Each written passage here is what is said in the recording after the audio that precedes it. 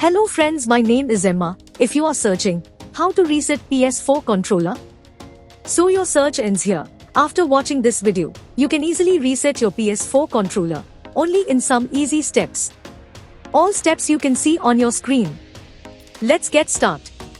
With your functional controller, go to your PS4 console home and select settings. Under settings, switch to the devices settings. Next, choose Bluetooth devices. The next screen will display all of your PS4's controllers that have ever been connected or are currently connected. A green and grey dot will appear beside the controller in use and the one that is not functioning, respectively, on the same screen.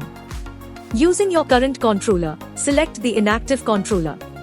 From the options menu, select Forget Device.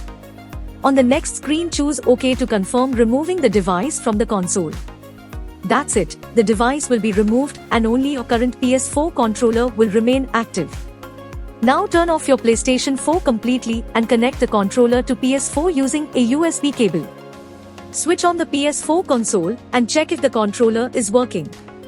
And you are done. Method 2.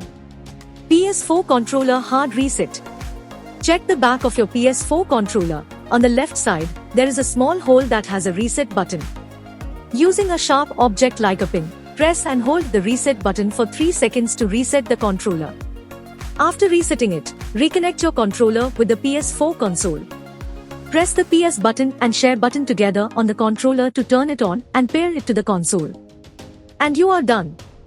By using this method, you can easily reset your PS4 controller. Hope you liked this video. If yes, please hit a like button and don't forget to follow our YouTube channel.